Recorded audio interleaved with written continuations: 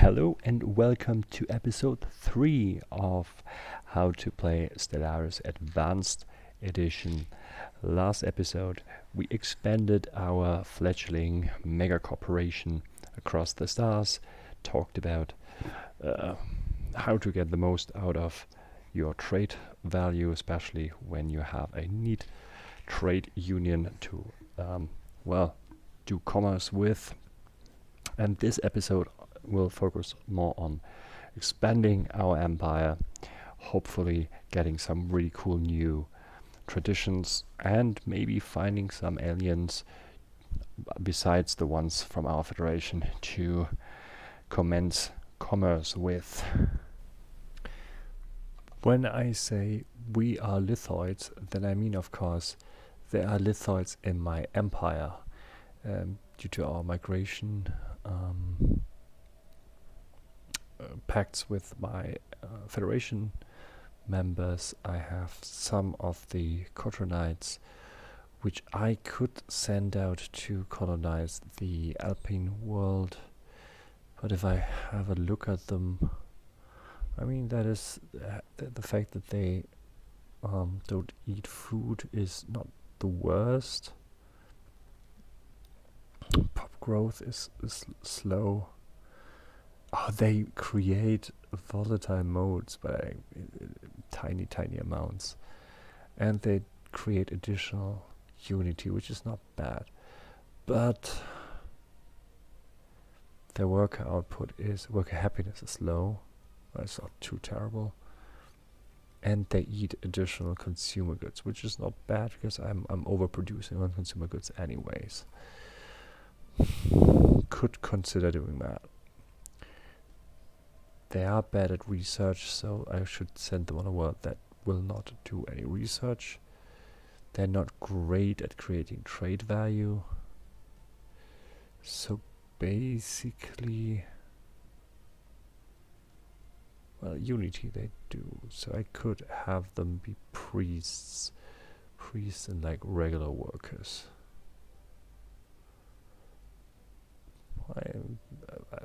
It's not too bad. Thing is, as a megacorp, you want eventually 3 worlds, pretty much. One is going to be in archaeology, eventually, producing absurd amounts of trade value,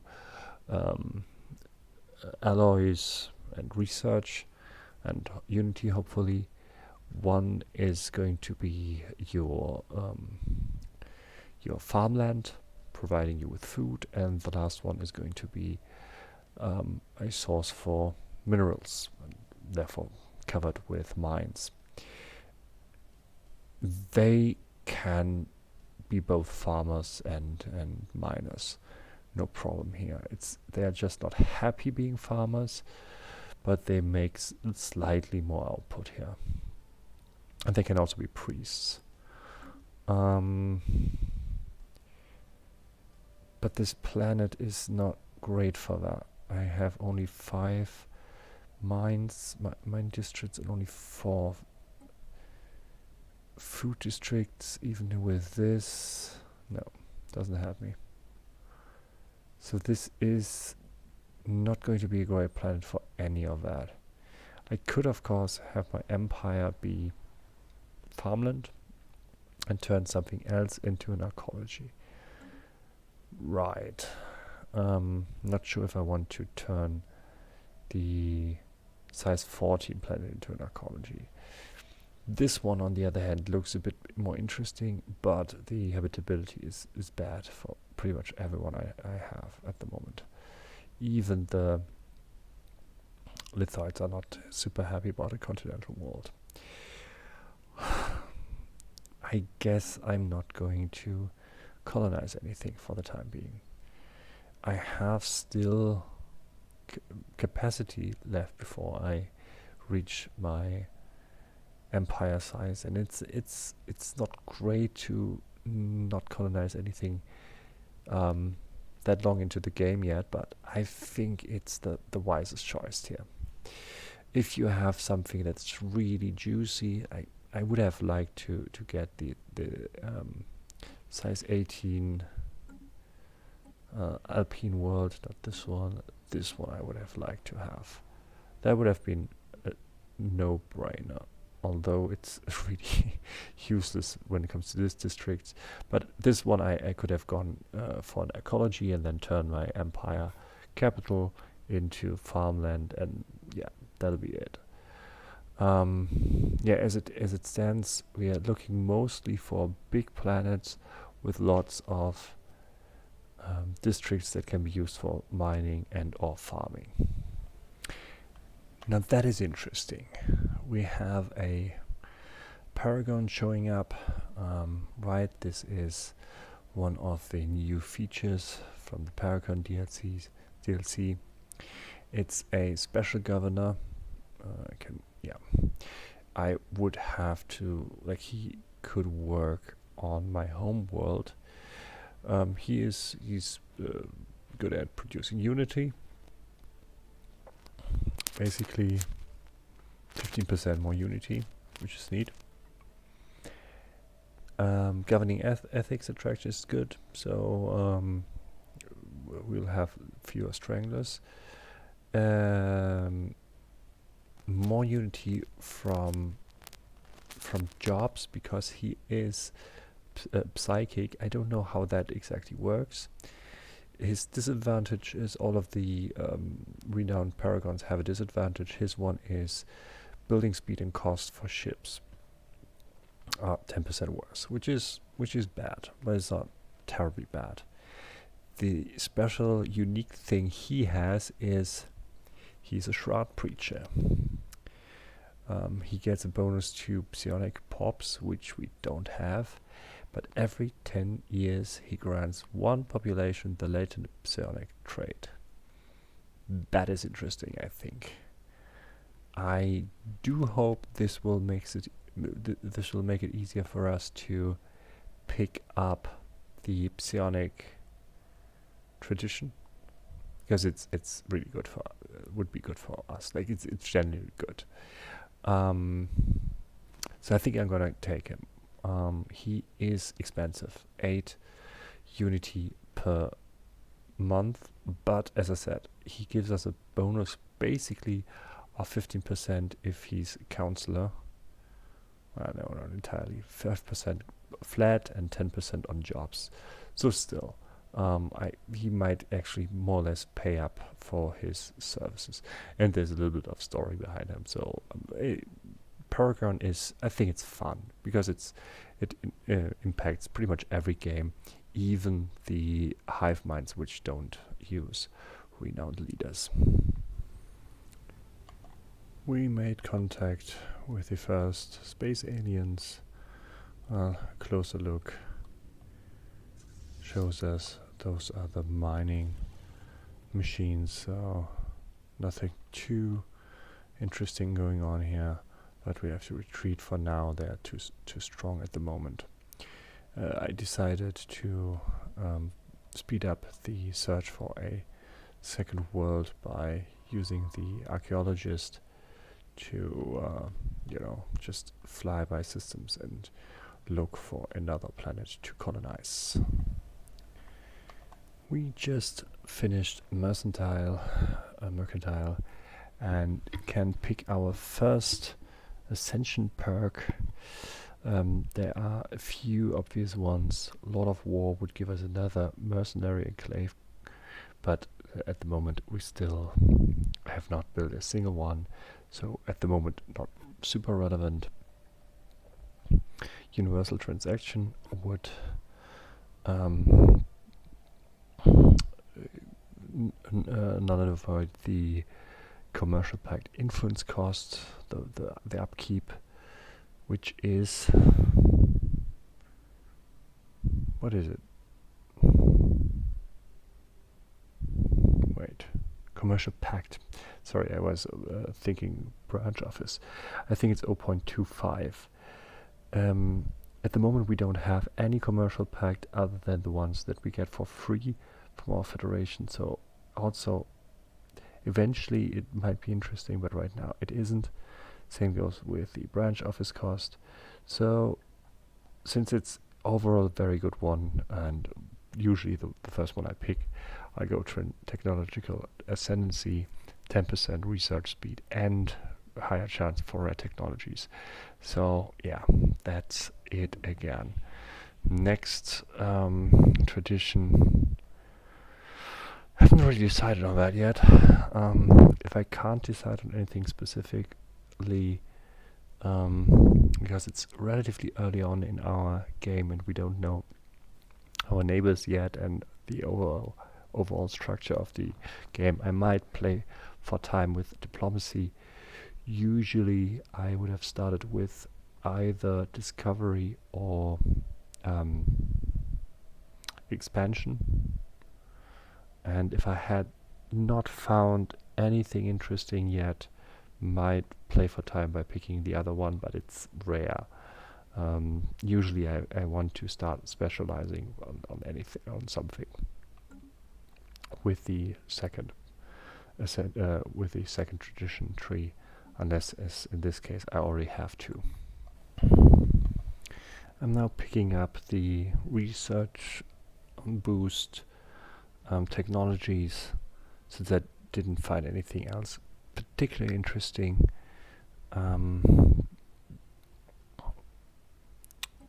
If you check on what I did recently, it's mostly weapon stuff I got for free, to be on the safe side if hostility starts, then pop growth, and yeah, that's pretty much it. I did find a tiny Gaia world, size 13, but still up to 8 mining districts. Trouble is there are already people living on there. Might be nice, might be annoying. I will have to get access to the system first, and then I will build a observation post, because that gives you access to, with the pre-FTL DLC, First Contact DLC, access to some unique technologies. They're not super great. I don't think it's super worth it. I might eventually decide that I have enough and I just invade the planet. Alternatively, depending on the technology, if I get new stuff on the biotech line, so the genetic modification line, then I might actually consider drawing them into my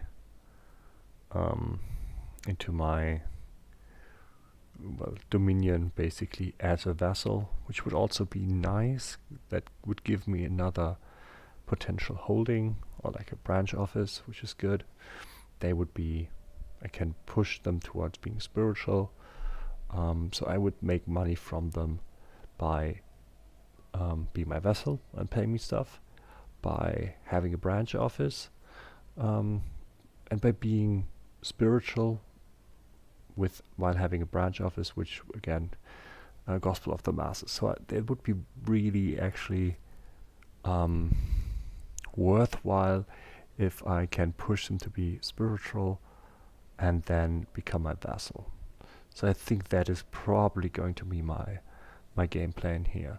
The planet is nice, being Gaia and all. It's not that great. Like, it's tiny.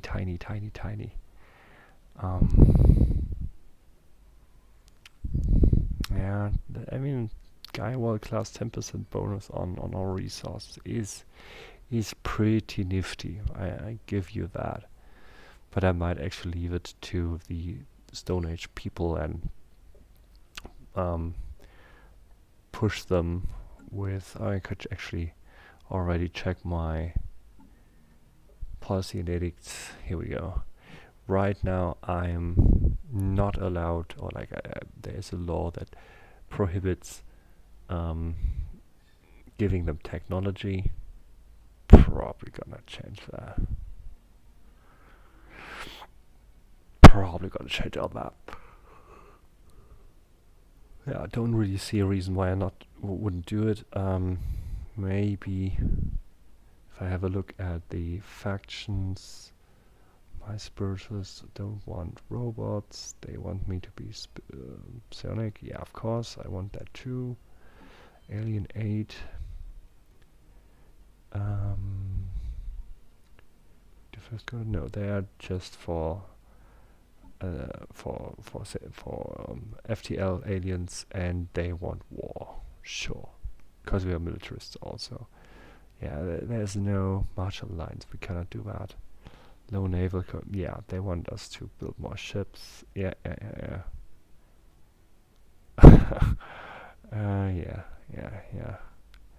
Okay, so they are unhappy, but they make us a bit more unity. Yeah, so no one is really against enlightening some aliens, so let's just do that. The only downside is it's locked for 10 years, which is not bad. Like, if we get another faction that really wants us to be more restrained here, I mean, here the same thing. I don't think there's any disadvantage of allowing active interference. If we still can choose per observation outpost if we do subtle interventions or active interventions. So I will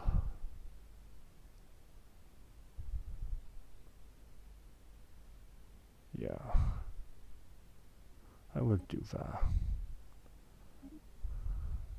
I don't think there's any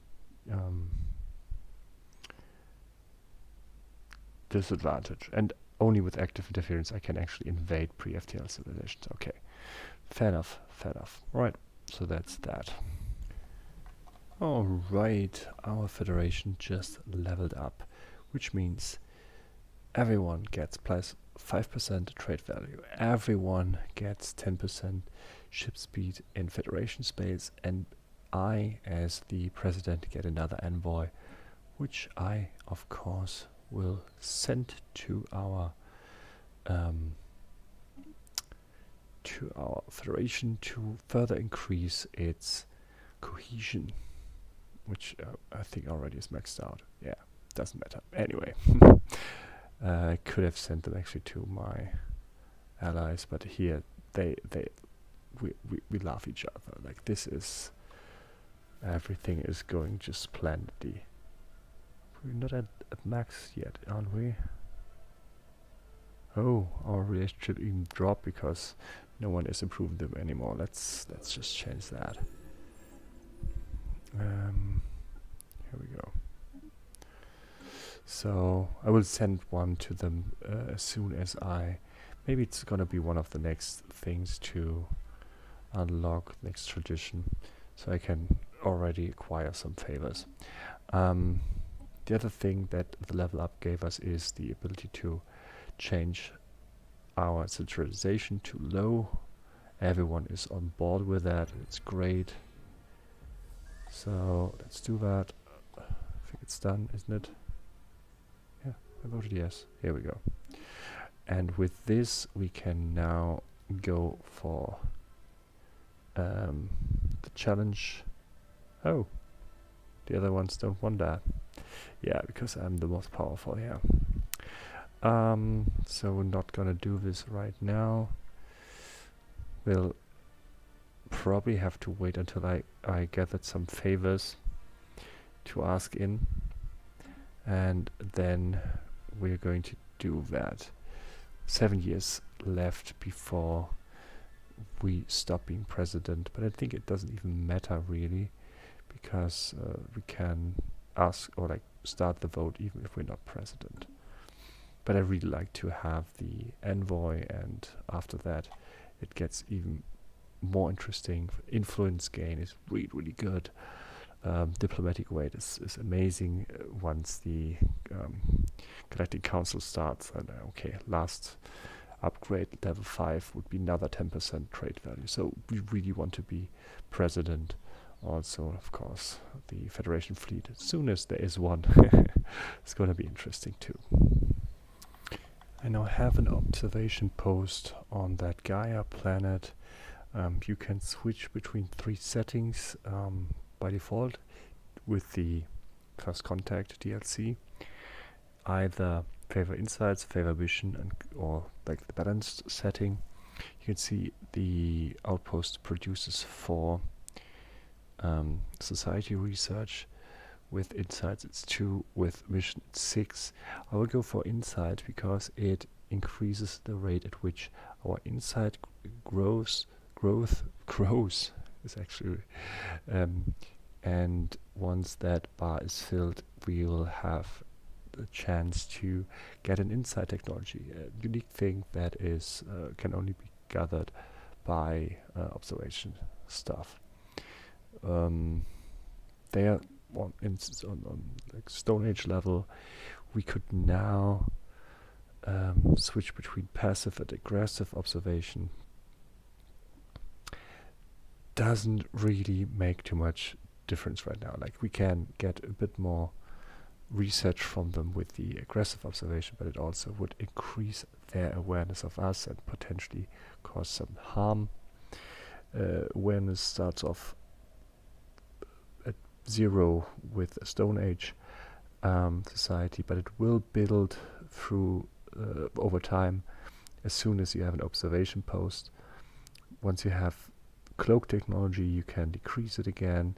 There is the option to use espionage, for which you need an espionage network that can be used to indoctrinate the society, which something we definitely want to do. And I think there's also eventually the chance of reducing their awareness. Right now we can't do much because we can increase the awareness, which is pretty useless. The indoctrination, the thing we want to do, we can't do. Oh, we can actually. Only that one. Oh no, because we don't have gene tethering, it's just more difficult to do that. But yeah, let's send an envoy, build up a spy network. We can also just reveal our presence to them, which at this point makes no sense. Once we have the inside technology, we are more open to do whatever we want. But they are pacifist, which is not bad, but they are, oh no, that's actually bad. They're pacifist materialists, so they are contrary to 2 of our ethics. We have to change that. Like, this cannot go on like this. So we will have to indoctrinate society eventually, which will cost us some influence, but anyway. Espionage like this is part of 2 DLCs, if I'm not mistaken. One is the First Contact, and the other one is, I think, Nemesis. Without that, you have a more limited set of options basically here. There's not just 3 options here, but a few more, and then you will have to pay energy instead of gaining research in order to shift their ethics, for instance. Yeah, cloaking would be nice. Oh, we'll see about that. So, if anyone asks me how to have a generic, vanilla, easy game of Stellaris with like the most basic mechanics, I usually have to point out that this, since like version 1.0, is just no option any longer. This cannot be enforced to experience like the normal way to play the game. In my special case here, I'm struggling to find a good planet to colonize. There are okay planets, but for our playstyle they're not great. I found one planet that is indeed really good. It's a size 20 Alpine world. Amazing, with a bunch of minerals, bunch of farming land. Trouble is there's also a bunch of pre-FTL population. 34. 34. That is almost as much as on my home world. They are spiritualists, which is great, but they're xenophobe, which is a problem. It's actually a huge problem, because given that they're already pre-FTL, they could basically at any point obtain FTL technology and become a full faction with fleet and everything, and a world that is almost as big as mine. So this cannot happen. I'm sorry. You guys have a garrison strength of 109. Means I will have to build a few transport ships. Given that I have all of the minerals, that is not going to be a huge problem. So I think I have a new planet to colonize. And with colonize, I mean same way as Europeans colonized America. Yeah, I think that's it for this episode. I mean, this is going to give me a huge boost, not just because it's a really good world, but also I get basically 34 population for free. This is immense. Yeah. So to recap, what did I do? What was the main thing of this episode? We make ridiculous amount of money. I've never done anything in order to make more consumer goods, but I'm always way on the positive. I have a really, really good economy already, without having done too much about it. Just one branch office, and basically I picked up anything I could for more trade value. The Federation, as a really, really trade focused megacorp, is a strong start, strong perk. If you want to do a less militaristic approach, a militaristic game, if you want to focus on trade goods, and for the first time actually on government ethics, this is really, I think, a strong way to do it. The only downside is you have to really, really think about which planets you want to colonize, because 50% extra bonus. Each colony is worth 15 points on your empire size, which hurts a bit. I mean, it doesn't mean you cannot colonize a planet like this, but it feels wrong. It feels bad. I might eventually get the continental world. Once I have the biotech stuff, I might even get it earlier than that. Basically, I lose resources, which I mean would be food in this case. It's not that much stuff anyways. It's 11 districts really. Oh wait, it could be more. No. 8 agriculture, 10 districts. Grand total. Yeah, so it's I don't know yet. I hope I find something else, but I'm losing faith in this. So this is probably the biggest downside on playing as a megacorp that is focused on building tall and trade goods. You might encounter guides on the interwebs that tell you, as a mega corporation, it would be great to have to use the Void Dweller. That is not true in the current version of the game. Here it says your colonies cost 50% more. That includes habitats. So having 3 habitats instead of one big planet means you lose 30 points on your empire size, pretty much. So that's not the most current version of the game, but one of our exits, two of our exits basically are already well covered. They do seem to be able to expand okay. Yeah, no, they're not doing terrible. So yeah, I think this is going to be strong, especially if we can maintain the presidency, can maintain the highest trade value in our federation, and remain the leader here, gain some favors with our friends. Then this is going to be pretty much a powerhouse rolling over everyone else. Alright, so thank you for watching this first episode. I hope it helped a bit, giving an idea on how to play as a trader, with little interest of like expanding your direct your realm over the entire galaxy.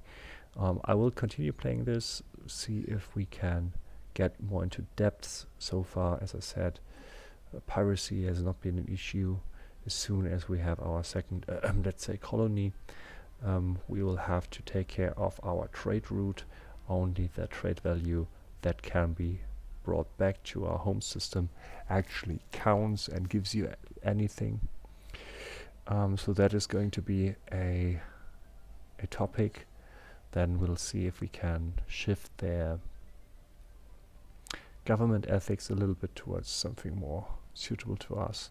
And I hope that we might actually get to know some actual alien civilization to deal with, try to befriend, and then have some branch office. Or if that doesn't work, murder the hell out of them.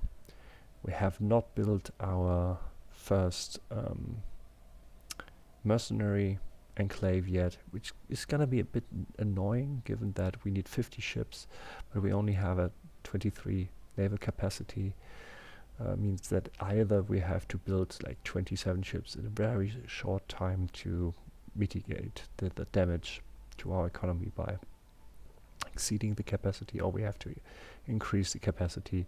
But yeah, I think with our economy we can eventually buy some more alloys, see if we can trade it with our friends maybe, and maybe next episode or the episode afterwards I'll try to see if we can get our first mercenary enclave also, which would be cool. That would actually help us a bit as well. Alright, thank you again for watching. I hope you'll have a good day and see you on the next video. Goodbye.